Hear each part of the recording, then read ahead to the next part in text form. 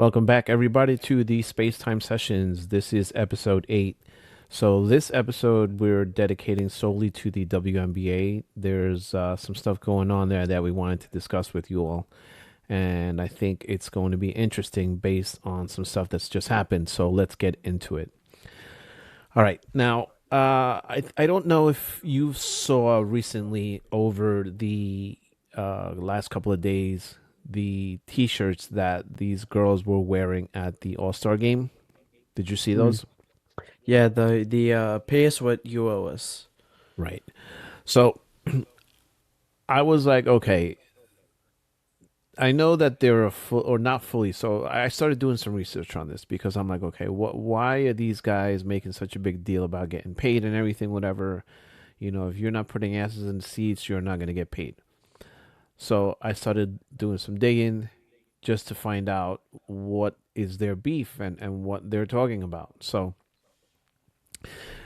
uh, the broadcast rights as of 2002, right? So that was Hmm. 23 years ago, Yeah, right? 23 years ago. And again, I didn't even know this league was around that damn long. It's been around forever now, it seems I think it's like. been around since like the 90s. Yeah, it's crazy. I did not know that. But at any rate, so in 2002, the league broadcast went from $0, right? Zero. No one was paying anyone to broadcast these games to 60 million in the current deal that so it's a co-joint thing with the NBA. So it's 60 million in the current deal, and then that's going to balloon up to 200 million, right? Mm. So automatically you got to start doing the math. I don't even how many teams are in the WNBA. I believe 13. All right, so there's 13 teams. You start doing that math. If they're getting some sort of a share or a cut of that money, it's got to be a considerable amount of money. I'm thinking. Hmm. Okay. Now, the league revenue has jumped from 102 million in 2019 to somewhere in the neighborhood of 180 to 200 million in 2023. So, if you're looking at 200 million from league revenue, another 200 million in broadcast rights, you're Hmm. already looking at almost half $1 billion, right? 400 some odd million dollars. Yep. So that money has to be going somewhere. Somebody has to be seeing that money. And I'm thinking, are these girls legit in their beef and saying that, hey, pay us what you owe us? Because apart from Dana and the UFC, who we know that scumbag doesn't pay anybody, are they pulling the same thing with these girls in the WNBA? Now, mind you, you have to have a product that somebody wants to watch. I personally don't know a lot of people that watch the WNBA. I don't even watch it. Like if I know if someone hypes up a game, uh, Caitlin Clark is back from injury and it's her first game back and she's playing Angel Reese. Oh, you know what? I think I'll tune in for some of that because Hmm. I'm not gonna watch an entire game. It's just not that compelling. It's really not. Um, but I will definitely say that when I saw that, it kind of got my wheels turning, and I'm like, okay, what are we looking at, or what are they talking about in terms of money? Because this money has to be going somewhere. Hmm. Question is exactly that: where is it going? I didn't know that until I started looking into it that these numbers were what they are. So if I dismissed it at first when the first one that I saw making a big stink about this was Baby Giraffe, saying that there was a possibility that they were going to do a strike and this and that, and I was like, A bro, lockout, I heard, yeah, yeah. it's a lockout exactly. I was like, this chick is out of her mind if she thinks that she got or they have this kind of clout where they're gonna scare these owners into back to the negotiating table as if they have some sort of leverage for a league that nobody watches except this year now that Caitlin's in it. Hmm. So I didn't even look at the numbers for when what Caitlyn has been doing because we did that on a previous show. Somehow, when that chick isn't playing, the numbers dip. It's crazy, right? Yeah. When she comes back, boom, they're right up there again. So to say that she is not the league is crazy. Now, this the conversation we had with your friend a couple of weeks ago, where we were talking about that other girl he was, and to tell you, I couldn't even remember her name now. I don't know if you do. He said that she's really nice. She was a rookie last year. I don't remember her name. I literally couldn't tell you. Yeah, I couldn't either. But again, so and it seems like he watches more than probably your casual fan, I guess. Hmm. I guess so. Yeah. It sounds like he does. Uh, but again, I was like, okay, dismissed it outright because it was Baby Draft saying it. I'm like, all right, she's completely deluded in her assessment of herself as a basketball player and the league in general as something, a product that somebody wants to consume. So I had no interest in following up on that. Now, again, so this is the kind of impact that Caitlyn has because she was wearing this shirt. She's not the Hmm. kind of person who just gets involved in this stuff for anything, for any reason, or for clout, or for clicks, or any of that stuff. So that's what caused me to start digging around. Okay, well, what is this money they're talking about? Because from the way the NBA makes it sound, and I've heard other people saying, it sounds like they're always on the brink of bankruptcy.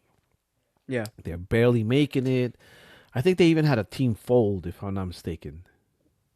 I couldn't tell you. Yeah, I believe that they had a team fold, and but there's two in the wings, two expansion teams in the wings waiting to come. Okay.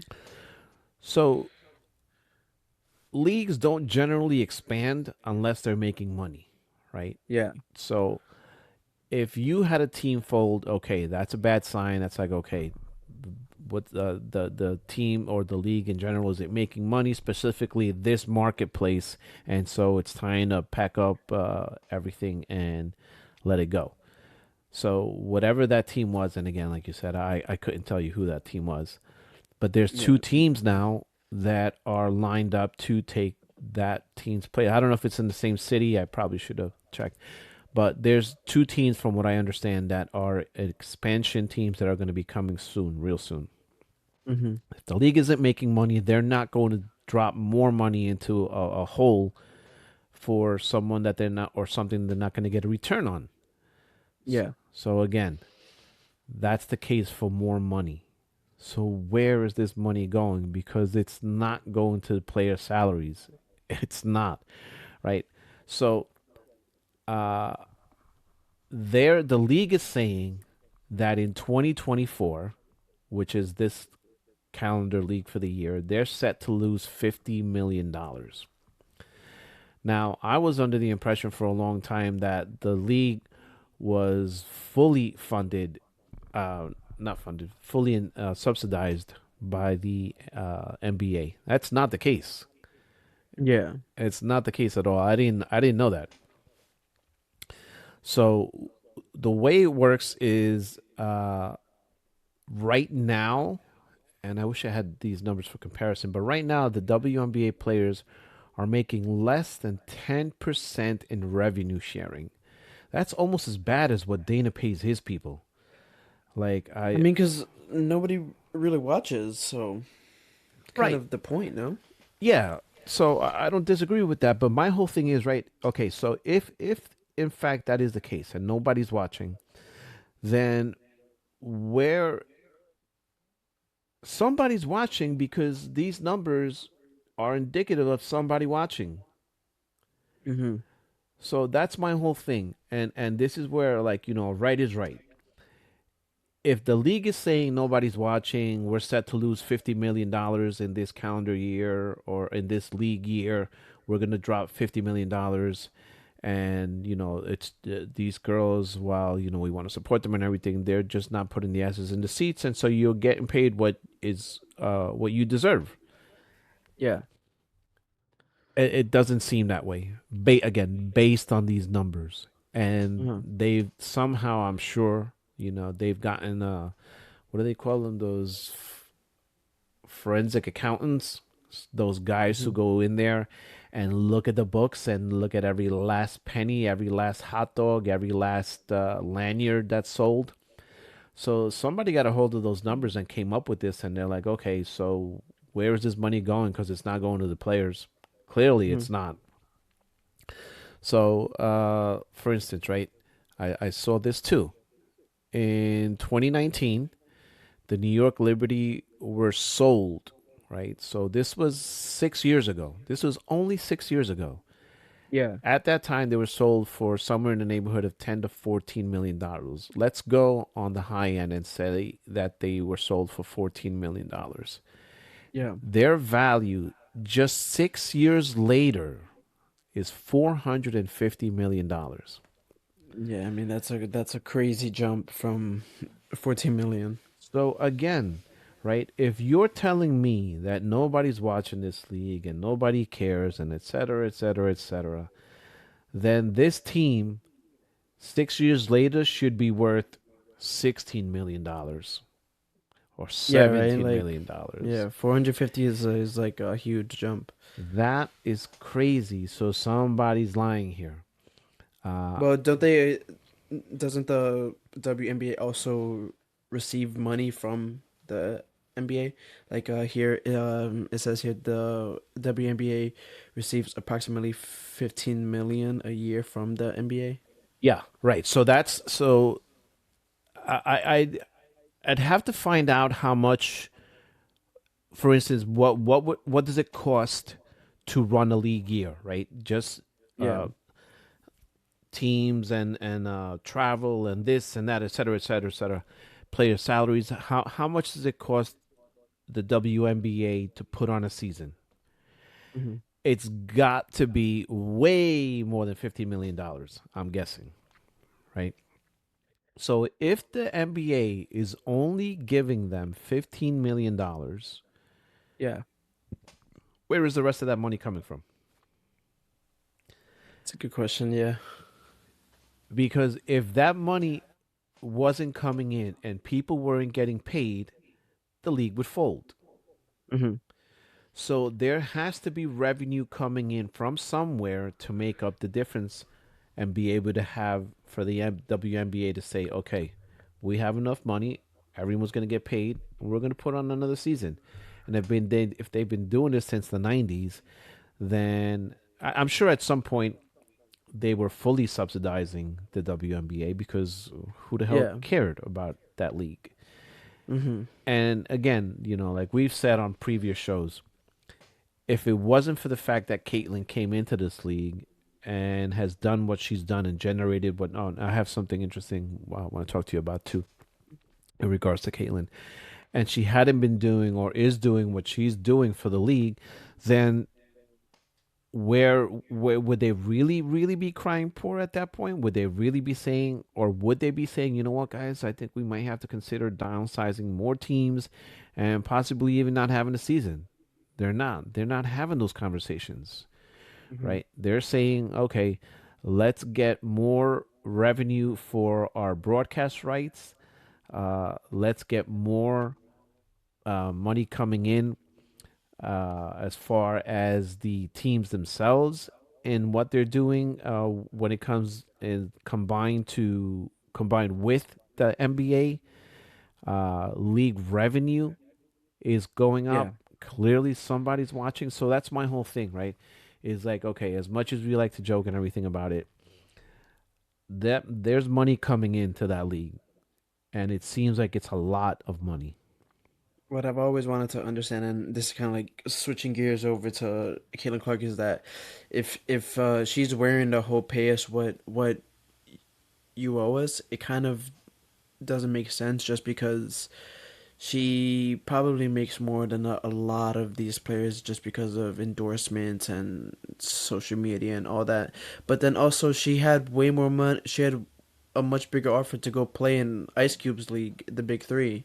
Right. So like if money is such a problem for her, which I know personally it's not, why wouldn't you go to play in the Big Three and not the WNBA? So I think so in the big three, it's not like they would be starting a woman's version of it. She'd have been Yeah, playing with with guys. Yeah, she'd have been playing with men, right? yeah, So she would have been playing with men. That's one thing. Okay. Two is let me see if I have this here. I do not. She doesn't make a whole lot in terms of salary, just like yeah. everyone But else in the league. if you look at her Nike deal, it's like pretty huge though. Yeah, I think she's getting like 11, somewhere 11, like 11 to $14 million just in Eight endorsements. years, 8 years, 28 mil is her Nike deal. 8 years, 28 million. So that's what, Like 3 mil, three and a three, half. three something. Yeah, which is still kind of low. I mean, when you think of the big, like the men stuff, because I mean, Mm-hmm. I don't know where any of those deals look like, but I'm sure it's a lot more money than that. But at any rate, she's making a ton of money from Nike and her endorsements. Yeah. Now, uh, since you mentioned it, I have it here. Actually, let me put up this clip real quick, right? So, this TMZ, I don't know, man. There's something else. So they got a hold of Ice Cube in some airport, and they asked him what was the deal that Big Three offered Caitlyn. Here, watch the clip. I remember you famously made an offer to Caitlin Clark, but what about Angel Reese? You think she could ball out? You know, she's pretty solid. You know. Yeah, she's a great player. The thing with Caitlin Clark, it was just to unlock millions of dollars for the league because of her stardom. What our sponsors was telling us, Right. um, they didn't tell us the same thing about Angel Reese. So I don't know if we can make that. I don't know if we can make that same So offer. I see. So you see there, the guy asked him what was the deal that you offered Caitlyn, and he says, well, we offered her something substantial, etc. And he's kind of advocating for Reese. Well, why can't you offer that to Reese? She's a pretty big deal, etc., etc. And he basically tells him, yeah, she maybe. He says she's a great player, which is him being kind. And then he says, well, our sponsors don't feel that she would have the same impact that Caitlyn would. Which is So, true. which is 100% true. And he said it, and he's going to catch a ton of shit for being a black guy talking bad about the sister and this and that, whatever, whatever. He just said the truth. And then, so to put this in even more a better perspective, this is what they were offering Clark, right? So her offer from the big three, it would have included a $5 million a year salary, which would have been 2 years. So 10 million over 2 years just in salary. A percentage of the team's ownership, that in itself is going to be worth millions, right? They don't just go around offering percentages of ownership in the teams you play for. Yeah. That's like Jordan stuff, Mm-hmm. right? They were going to give her 50% of the merchandising revenue from her name and likeness. She 50, would have made so much money. She would have made so much money. it's crazy. 50%, right? And then ownership of a big three documentary with a seven-figure advance. So seven figures, you're already talking minimum $1 million, minimum, Yeah. right? So that she can go turning down that kind of money says something about her, I guess, for her character. But I don't know that she's uh she's did she think maybe, what, I can't go do this in a men's league? And would it Maybe, and or also maybe she was probably like, I want to help grow the WNBA because she knew the impact she would have on it. and that's exactly Which, the other point I was gonna say is exactly that. So she's like, you know what? Yeah, yeah, this is a shit ton of money, but I'm kind of committed to doing this and making this league grow and everything. And so she's like, yeah, I don't think I'm just gonna bail just yet. Yeah. So yeah, kudos to her for that because that's exactly the other thing that I thought. I was like, not so much that she can't do the man thing. I don't think she'd have the same impact because how many times do we need to see the example, the U.S. women's team getting their asses handed to them by a bunch of 15-year-olds. All the other examples of that happening. Listen, there's a separation of sexes in sport for a reason. Hmm. Yeah. So, but yeah, I'm glad you said that because 100% I agree. That's what I think it is. I think she's like, yeah, you know what? I'm committed to growing this sport for women, et cetera, et cetera. And it's not like she's exactly a derelict or is in dire straits when it comes to money. She's okay, but looking at that money, man, that's a lot of money to turn down. Yeah. So she must really want to help out women. Yeah, and then just like for a quick comparison, right?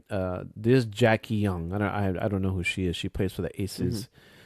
Don't know Uh, who that is either, but yeah. she's the highest paid player in the WNBA, and she's getting. I say only because again, this is in comparison to men. She's only making $252,000 a year. That's a lot of money for Someone like me and you. someone like us. And if you look at that in comparison to again what the men are making, it's trash. Then again, I do believe that you have to have a product that people want.